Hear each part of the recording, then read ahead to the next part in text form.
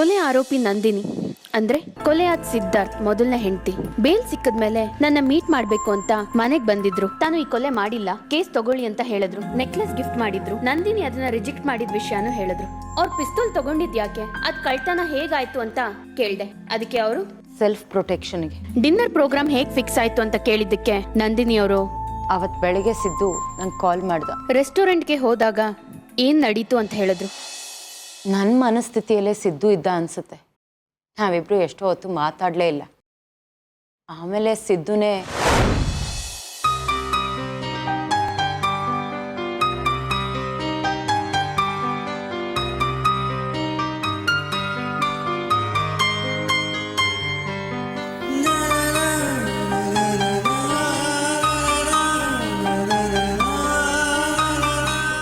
ನಂದು ತುಂಬ ಮುದ್ದ ಕಾಣಿಸ್ತಾ ಇದೆ. ನಂದು, if I am not wrong, ಈ ಸೀರೆ ನಾನೇ ತಾನೇ ಕೊಡಿಸಿದ್ದು. ನೀನು ಹಾಕಿರೋ ನೆಕ್ಲೆಸ್ ಕೂಡ ಅಲ್ಲಿಗೆ ನಿನ್ನ ಮನಸ್ಸಲ್ಲಿ ನಾನಿನ್ನೂ ಇದ್ದೀನಿ. ನಿನ್ನನ್ನು ನಾನು ಮದುವೆ ಆಗಿದ್ದು ಪ್ರಾಮಾಣಿಕವಾಗಿ ಪ್ರೀತಿಸಿ, ಗೊತ್ತಾಯ್ತಾ? ಈಗಲೂ ಉಳ್ಕೊಂಡಿದ್ಯಾ ಆ ಪ್ರೀತಿ?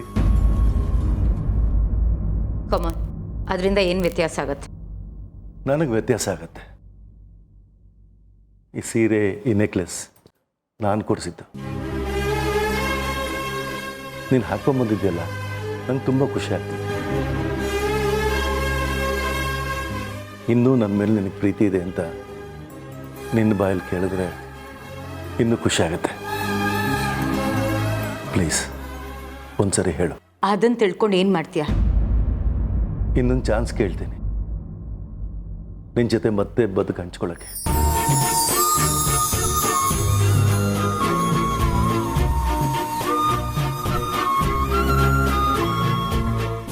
ನೀನಾಗೆ ಡೈವರ್ಸ್ ಕೇಳಿದ್ದು.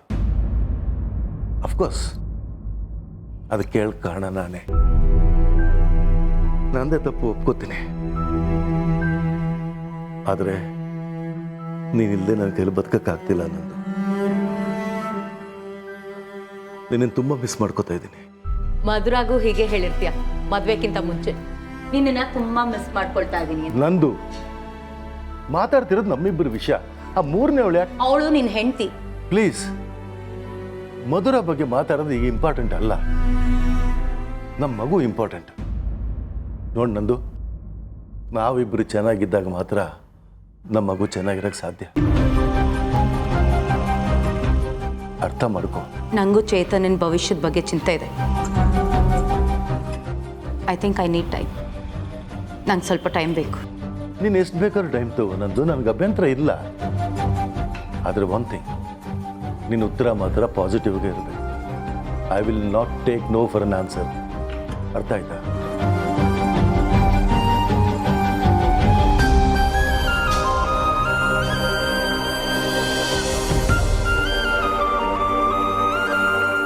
ಆಮೇಲೆ ಊಟ ಮುಗಿಸ್ಕೊಂಡು ಅಲ್ಲಿಂದ ಹೊರಟ್ವಿ.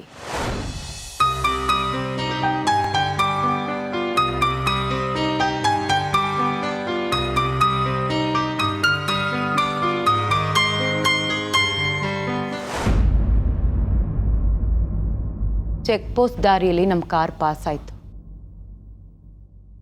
ಅಲ್ಲಿಂದ ಸ್ವಲ್ಪ ಮುಂದೆ ಬರ್ತಿದ್ದ ಹಾಗೆ ಕಾರ್ ಪಂಚರ್ ಆಯಿತು.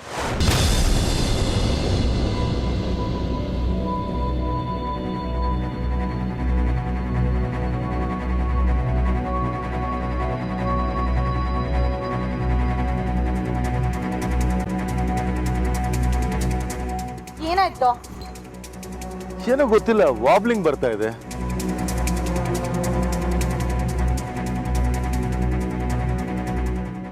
ಮೋಸ್ಟ್ಲಿ ಪಂಚರೇ.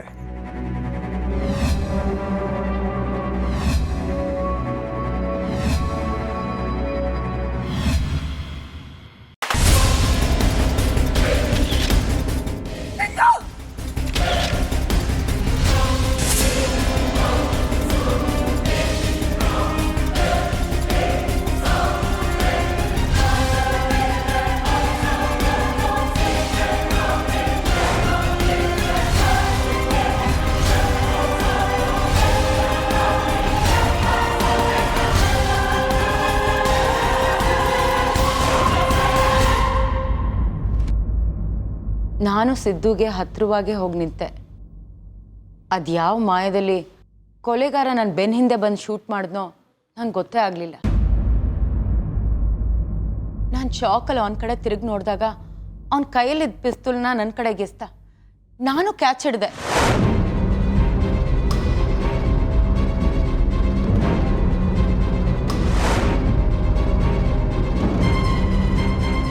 ತಕ್ಷಣ ನಾನು ಅದನ್ನ ಕೆಳಗಡೆ ಹಾಕ್ದೆ. ಅವನು ನಮ್ಮ ಕಾರ್ ಹಿಂದೆ ನಿಂತಿರೋ ಟ್ರಕ್ ಹತ್ಕೊಂಡು ಹೋದ.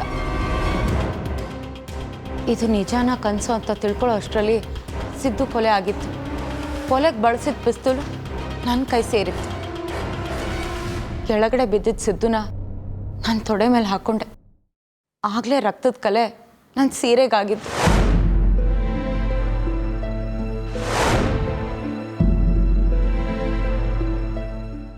ಸಿದ್ದುನ ಉಳಿಸ್ಕೊಳ್ಳೋದಕ್ಕೆ ತುಂಬಾ ಪ್ರಯತ್ನ ಪಟ್ಟೆ.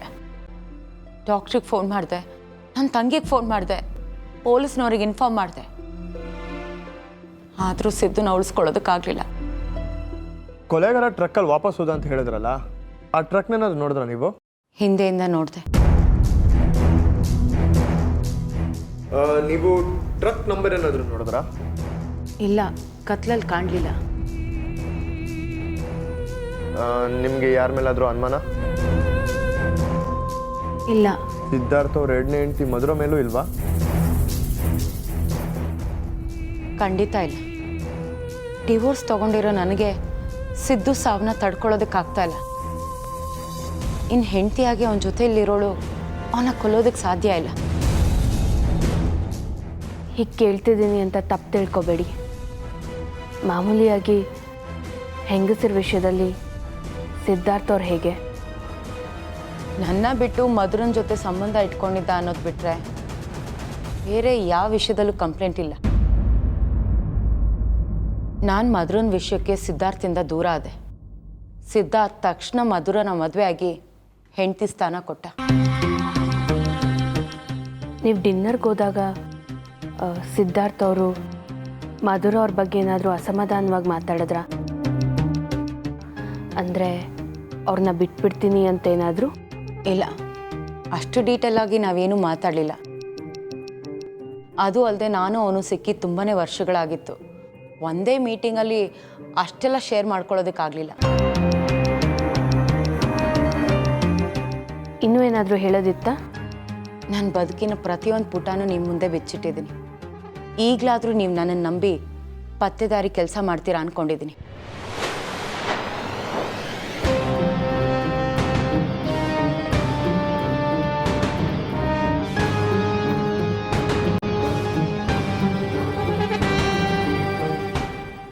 ಮಾಡ್ತೀನಿ.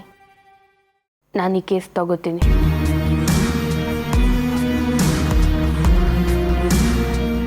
ಥ್ಯಾಂಕ್ಸ್. ಹಾಗಿದ್ರೆ ನೀವು ಪ್ರತಿಭಾಕನ ನಿಮ್ಮ ಡಿಫೆನ್ಸ್ ಲಾಯರ್ ಹತ್ರ ಒಂದ್ಸಲ ಮೀಟ್ ಮಾಡ್ತೀವಿ. ಸರಿ, ನಾವಿನ್ನು ಹೊರಡ್ತೀವಿ.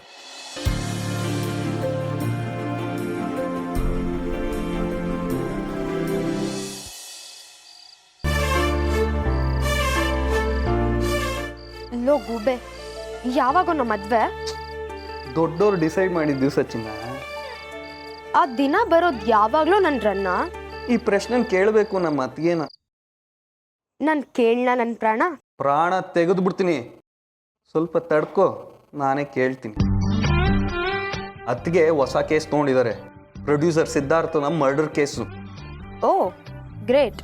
ಮನೆ ಕೆಲಸ, ಕೇಸು ಇದೇ ಎಲ್ಲ ಅವ್ರ ತಲೆಯಲ್ಲಿ ತುಂಬಿಕೊಂಡಿದೆ ಪಾಪ. ಅದಕ್ಕೆ ಅವ್ರು ಇನ್ನೂ ಏನೂ ಮಾತಾಡಿಲ್ಲ. ಆದ್ರೆ ನಮ್ಮ ಲವ್ ಕೇಸ್ ಅಲ್ವಾ, ನಿಮ್ಮ ಅದ್ಗೆ ಮೊದಲು ಸಾಲ್ವ್ ಮಾಡ್ಬೇಕಿರೋದು. ಎಷ್ಟು ಫೀಸ್ ಕೊಟ್ಟಿದ್ಯಾ ನಮ್ಮ ಅತ್ತಿಗೆಗೆ ಕೇಸ್ ಸಾಲ್ವ್ ಮಾಡೋದಕ್ಕೆ? ನಿನ್ನಂತ ದೊಡ್ಡ ಗೂಬೆ ಕಟ್ಕೊಳ್ಳೋ ಧೈರ್ಯ ಮಾಡಿದ್ದೀನಿ. ಇದಕ್ಕಿಂತ ಫೀಸ್ ಬೇಕಾ? ಇದೇ ನಂಗೆ ಆಗಲ್ಲ ಅಂತ ಹೇಳೋದು. ಅದಕ್ಕೆ ಬೇಗ ಮದುವೆ ಆಗು ಅಂತಿರೋದು. ಈಗಲೇ ನನಗಿಷ್ಟು ಮರ್ಯಾದೆ, ಇನ್ನು ಮದುವೆ ಆದಮೇಲೆ ನಾನು ಫುಟ್ಬಾಲೆ. ಆದ್ರೆ ಫುಟ್ಪಾತ್ ಮೇಲೆ ನಿನ್ನ ಮಲಗ್ಸಲ್ವಲ್ಲೋ, ಅದಕ್ಕೆ ಖುಷಿ ಪಡು. ಮತ್ತೆ ಹೋಗೋಲೆ, ಆದಷ್ಟು ಬೇಗ ನಿಮ್ಮ ಅತ್ತಿಗೆ ಹತ್ರ ಮಾತಾಡಿ ನಂಗೆ ಹೇಳು. ನಾನು ನಮ್ಮ ಮನೆಯವ್ರ ಹತ್ರ ಮಾತಾಡಬೇಕು. ಬಾಯ್. ಫೋನ್ ಇಡಬೇಡ. ಏನು ಮದುವೆ ವಿಷಯ ಒಂದೇನಾ ನಮ್ಮಿಬ್ರು ಮಧ್ಯ ಇರೋದು? ಬೇರೆ ಏನಿದೆಯಪ್ಪ ಮಾತಾಡಕ್ಕೆ? ಅದೇ ಮದುವೆಕ್ಕಿಂತ ಮುಂಚೆ ಇರುತ್ತಲ್ಲ ಈ ಪ್ರೀತಿ ಪ್ರೇಮ ಕಾಮ್ ಡೌನ್ ತಾಳ್ಮೆ ಇರಲಿ ವಾತ್ಸಾಯನ. ಆಗ್ತಾ ಇಲ್ವಲ್ಲ. ಆಗಿಸ್ಕೋ. ಛೀ ಹೋಗಪ್ಪ, ನಿನ್ಗೊಂದು ಸ್ವಲ್ಪನೂ ರಸಿಕತೆನೇ ಇಲ್ಲ. ಬಾಯಿ ಮುಚ್ಚೋ ರಾಸ್ಕಲ್. ಆಯಿತು, ಮತ್ತೆ ಮತ್ತೇನಾ? ನಮ್ಮ ಅಜ್ಜನ ಕನ್ಸಲ್ಲಿ ನಿಮ್ಮ ಅಜ್ಜಿ ಬಂದಿದ್ರಂತೆ. ಹೌದಾ? ನಮ್ಮ ಅಜ್ಜಿಗೇನಾದ್ರು ಕೇಳಿಸ್ಕೊಂಡ್ರೆ ನಿಮ್ಮ ಅಜ್ಜಂದು ಮರ್ಡ್ರಾಗಿ ಹೋಗ್ಬಿಡುತ್ತೆ. ಓಹೋ, ನಿಮ್ಮ ಅಜ್ಜಿ ಕೇಳ್ಸಲ್ಲ, ನಮ್ಮ ಅಜ್ಜ ಸಾಯಲ್ಲ. ಏಯ್, ನಮ್ಮ ಅಜ್ಜಿ ಬಗ್ಗೆ ಮಾತಾಡಿದ್ರು ಅಷ್ಟೇ. ಮತ್ತೆ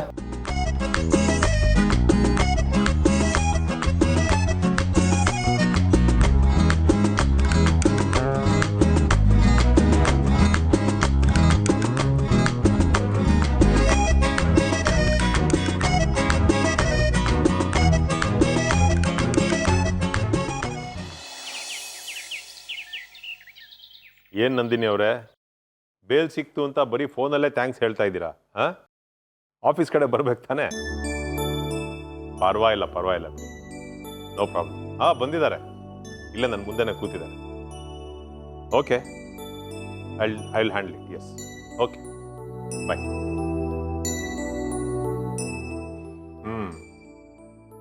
ಒಬ್ಬ ಗೃಹಿಣಿಯಾಗಿ ಪತ್ತೇದಾರಿ ಫೀಲ್ಡನ್ನು ಆಯ್ಕೆ ಮಾಡ್ಕೊಂಡಿದ್ದೀರಾ, ಅಪ್ರಿಷಿಯೇಟ್ ಮಾಡಬೇಕು.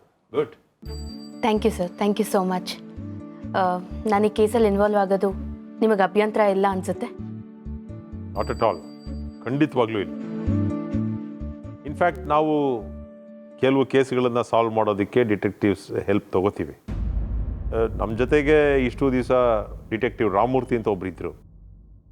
ಇತ್ತೀಚೆಗೆ ನಮಗೂ ಅವ್ರಿಗೂ ಸ್ವಲ್ಪ ಕ್ಲಾಶ್ ಆಯಿತು. ಆ ವಿಚಾರ ಬಿಡಿ.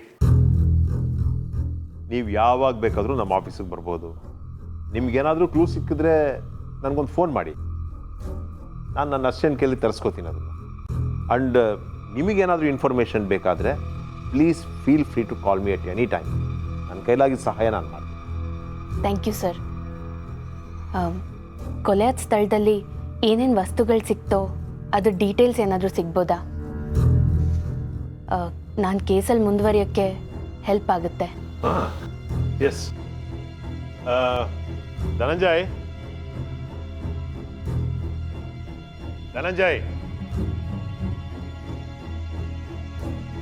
ಸರ್, ಆ ಸಿದ್ಧಾರ್ಥ್ ಕೇಸ್ದು ಎವಿಡೆನ್ಸ್ ಡಾಕ್ಯುಮೆಂಟ್ ಇತ್ತಲ್ಲ, ನಾರ್ಮಲ್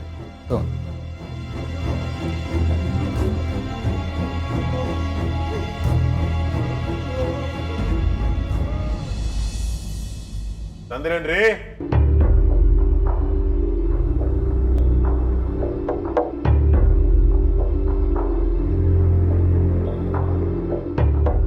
ತಗೊಳ್ಳಿ. Thank you sir.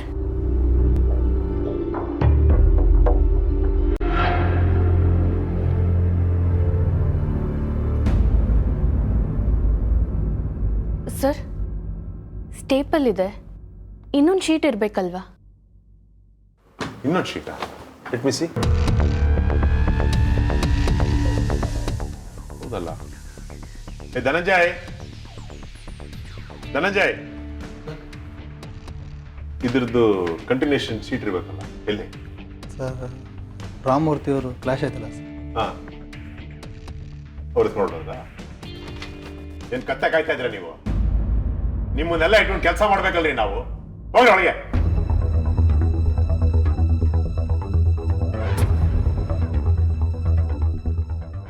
ಸಾರಿ, ಅದು ರಾಮಮೂರ್ತಿ ಹತ್ರ ಕ್ಲಾಶ್ ಆಯಿತು ಅಂತ ಹೇಳಿದ್ನಲ್ಲ, ಆಗ ಸಮ್ ಕನ್ಫ್ಯೂಷನ್. ಇದ್ರದ್ದು ಕಾಪಿ ನಿಮಗೆ ಪೊಲೀಸ್ ಸ್ಟೇಷನಲ್ಲಿ ಸಿಗುತ್ತೆ. Would you mind collecting it from there please? No problem sir, ನಾನು ಅಲ್ಲೇ ಕಲೆಕ್ಟ್ ಮಾಡ್ಕೋತೀನಿ. Thank you.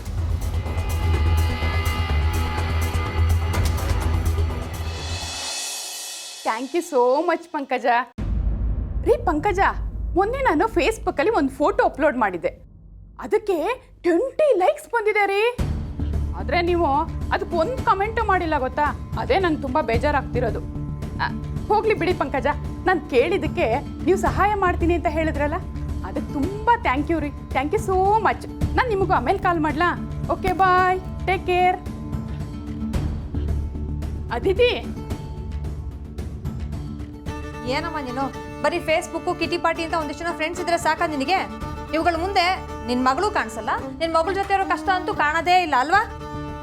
ಯಾಕೆ ಹಾಗಂತೀಯ? ಮತ್ತಿನ್ನೇನಮ್ಮ, ಬೊಟಿಕ್ ಓಪನ್ ಮಾಡಕ್ಕೆ ದುಡ್ಡು ಬೇಕು, ಬಡ್ಡಿಗಾರು ಯಾರನ್ನಾದ್ರೂ ಸಾಲ ಇಸ್ಕೊಡು ಅಂತ ಕೇಳಿ ಎಷ್ಟು ದಿನ ಆಯ್ತು? ಏನಾದ್ರೂ ಕೇಳಿದ್ಯಾ ಅದ್ರ ಬಗ್ಗೆ? ಹೇಳಿದ್ದು ಆಯ್ತು, ದುಡ್ಡಿನ ವ್ಯವಸ್ಥೆನೂ ಆಯ್ತು. ನಿಜವಾಗ್ಲೂ? ನಿಜವಾಗ್ಲೂ ಕಣೆ. ಯಾರ ಹತ್ರ ಕೇಳ್ದೆ? ಅದೇ ಇವಾಗ ನೀನು ಬೈದೆಲ್ಲ ಕಿಟ್ಟಿ ಪಾರ್ಟಿ ಫೇಸ್ಬುಕ್ ಅಂತ, ಅದೇ ಫೇಸ್ಬುಕ್ಕಲ್ಲಿ ಪರಿಚಯ ಆಗಿರೋ ಫ್ರೆಂಡ್ ಪಂಕಜ ಅಂತ ಅವ್ರ ಹೆಸರು. ಫೇಸ್ಬುಕ್ ಪಂಕಜ ಅಂದರೆ ಫೇಮಸ್ಸು, ತುಂಬ ಒಳ್ಳೆ ಹೆಂಗಸು ಕಣೆ. ಏನ ಫೇಸ್ಬುಕ್ಕಾ? ಫೇಸ್ಬುಕ್ಕಲ್ಲಿ ಪರಿಚಯ ಆದ್ರೂ ದುಡ್ಡು ಕೊಟ್ಬಿಡ್ತಾರ ನಿನಗೆ? ಹೋಗ್ಲಿ ಅವ್ರು ಎಂಥವ್ರು ಅಂತನಾದ್ರು ಗೊತ್ತಾ? ಡೈರೆಕ್ಟಾಗಿ ನೋಡಿದ್ದೀನಿ ಕಣೆ. ಕಿಟ್ಟಿ ಪಾರ್ಟಿ ಈ ಸರಿ ಅವ್ರ ಮನೇಲೇ ಮಾಡಿದ್ದು. ಸ್ವಂತ ಮನೆ, 2 ಕಾರು, ಅದ್ರ ಮೇಲೆ ಚೀಟಿ ವ್ಯವಹಾರ ಕೂಡ ನಡೆಸ್ತಾರೆ ಕಣೆ. ನಮ್ಮ ಗ್ರೂಪಲ್ಲಿ ಎಲ್ಲ ಹೆಂಗಸರು ಚೀಟಿ ಹಾಕಿದ್ದಾರೆ, ನಾನು ಚಿಕ್ಕದಾಗಿ ಹಾಕಿದ್ದೀನಿ. ನನ್ನ ಮಗಳು ಬೊಟಿಕ್ ಓಪನ್ ಮಾಡಬೇಕು, ಸ್ವಲ್ಪ ಸಹಾಯ ಮಾಡಿ ಅಂತ ಕೇಳಿದೆ. ಅದಕ್ಕೆ ಅವ್ರು ಒಪ್ಕೊಂಡ್ರು. ಒಂದು ಅಡ್ರೆಸ್ನ ವಾಟ್ಸಪ್ ಮಾಡ್ತೀನಿ, ಅಲ್ಲಿ ನೀವು ಹೋದ್ರೆ ದುಡ್ಡು ಸಿಗುತ್ತೆ ಅಂತ ಹೇಳಿದ್ಲು ಕಣೆ. ಹೌದಾ?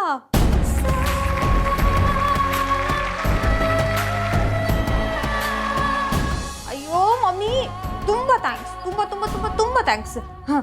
ಪಂಕಜ ಅವ್ರ ಕಡೆಯವ್ರನ್ನ ಮೀಟ್ ಮಾಡಕ್ಕೆ ಯಾವಾಗ ಹೋಗೋಣ?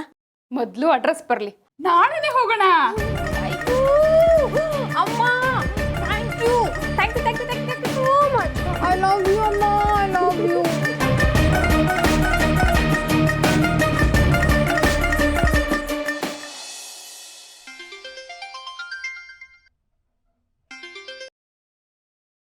ಹಾಂ ಅಕ್ಕ ಹೇಳಿ, ಡಿಫೆನ್ಸ್ ಲಾಯರ್ ಜೊತೆ ಮಾತಾಡಿದ್ರಾ? ಹಾಂ, ಇಲ್ಲೇ ಇದ್ದೀನಿ. ಕೊಲೆ ಆದ ಸ್ಥಳದಲ್ಲಿ ಏನೇನು ವಸ್ತುಗಳು ಸಿಕ್ಕಿದೆ ಅಂತ ಸರ್ ಡೀಟೇಲ್ಸ್ ಕಲೆಕ್ಟ್ ಮಾಡಿದ್ದಾರೆ. ಆದರೆ ಅದರಲ್ಲಿ ಒಂದು ಶೀಟ್ ಮಿಸ್ಸಿಂಗು. ಫಸ್ಟ್ ಪೇಜಲ್ಲಿ ಪಿಸ್ತೂಲ್, ಬುಲೆಟ್ ಮತ್ತು ಫೈರ್ ಆಗಿರೋ ಡೀಟೇಲ್ಸ್ ಬಗ್ಗೆ ಇದೆ. ಸೆಕೆಂಡ್ ಪೇಜಲ್ಲಿ ಏನಿದೆ ಅಂತ ತಿಳ್ಕೊಬೇಕು. ಸ್ಟೇಷನಲ್ಲಿ ಫೈಲ್ ಆಗಿರುತ್ತೆ ಅಂತಲ್ಲ, ಅದನ್ನು ತಂದ್ಕೊಡ್ಬೋದಾ? ಖಂಡಿತ, ಮನೆಗೆ ಬರ್ತಾ ತರ್ತೀನಿ. ಸರಿ. ಹಾಗೆ ಸಿದ್ಧಾರ್ಥ ಪ್ರೊಡಕ್ಷನಲ್ಲಿ ಕೆಲಸ ಬಿಟ್ಟೋಗಿರೋ ಹುಡುಗಿರ ಬಗ್ಗೆ ಡೀಟೇಲ್ಸ್ ಕಲೆಕ್ಟ್ ಮಾಡೋದು ಮರ್ತೋಗ್ಬೇಡ. ಹಾಂ, ಈಗ ಆಲ್ರೆಡಿ ಕೆಲವು ಹುಡುಗಿರ ಜೊತೆ ಮಾತಾಡಿದ್ದೀನಿ. ಹಾಗೆ ಸಿದ್ಧಾರ್ಥ್ ಜೊತೆ ಫ್ರೆಂಡ್ಲಿ ಆಗಿದ್ದ ಪ್ರೊಡ್ಯೂಸರ್ ಜೊತೆನೂ ಮಾತಾಡಿದ್ದೀನಿ. ಬಟ್ ಅವ್ರು ಯಾರೂ ಅವ್ರ ಬಗ್ಗೆ ನೆಗೆಟಿವ್ ಆಗಿ ಹೇಳೇ ಇಲ್ಲ. ಸರಿ, ಎವಿಡೆನ್ಸ್ ಕಾಪಿನ ಆದಷ್ಟು ಬೇಗ ತಂದುಕೊಡು, ಮಿಕ್ಕಿದ ಆಮೇಲೆ ಮಾತಾಡೋಣ. ಸರಿ ಅಕ್ಕ, ಆಲ್ ದಿ ಬೆಸ್ಟ್, ಬಾಯ್.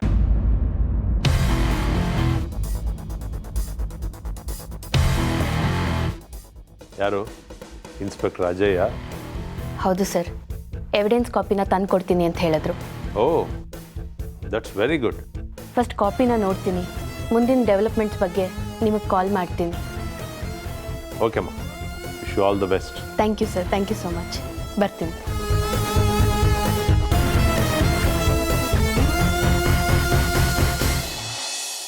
ಅದಕ್ಕೆ 101, ಅದಕ್ಕೆ 102, ಅದಕ್ಕೆ 103.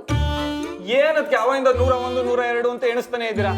ಆಗ್ಲಿ ನಾನು ಅದಕ್ಕೆ ಅದಕ್ಕೆ ಅಂತಾನೆ ಇದ್ದೀನಿ. ಮತ್ತಿನ್ನೇನು ಮಾಡಲಿ, ನೀನು ಅಷ್ಟು ಸತಿ ಕರೆದೆ ನನ್ನ. ಹೋಗಿ ಅದಕ್ಕೆ, ನಿಮ್ಗೋ ನನ್ನ ಮೇಲೆ ಒಂಚೂರು ಕಾಳಜಿನೂ ಇಲ್ಲ. ಯಾಕಪ್ಪ? ಬೆಳಗ್ಗೆ ನಾನೇ ಕಾಫಿ ಮಾಡ್ಕೊಂಬಂದು ಕೊಟ್ಟೆ, ನಾನೇ ತಿಂಡಿ ಮಾಡ್ಕೊಂಬಂದು ಕೊಟ್ಟೆ, ಕಡೆಗೆ ಐರನ್ ಬಟ್ಟೆನೂ ನಾನೇ ಕೇಳಿ ಇಸ್ಕೊಂಡೋದೆ. ಇನ್ನೇನು ಮಾಡ್ಬೇಕು ಹೇಳು ನಾನು? ಅಲ್ವಾ, ಎಷ್ಟು ಕಷ್ಟ ಬೀಳ್ತಾ ಇದ್ದೀರಾ. ಅದೇ ನಮ್ಮ ಯಶು ನಮ್ಮ ಮನೆಗೆ ಬಂದ್ರೆ ಈ ಕಷ್ಟ ಎಲ್ಲ ಅನುಭವಿಸಂಗೇ ಇರೋದಿಲ್ಲ. ಓಹೋ, ಆ ಪಿಕ್ಚರ್ ರಿಲೀಸ್ ಮಾಡೋಕ್ಕೆ ಹುಡುಗ ಈ ಟ್ರೈಲರ್ ತೋರಿಸಿದ್ದ? ಸರಿ, ಈಗ ಅತ್ತೆ ಹತ್ರ ಮಾತಾಡಬೇಕು ಅಷ್ಟೇ ತಾನೆ? ನಾನು ಅಕ್ಕ ಅಕ್ಕ,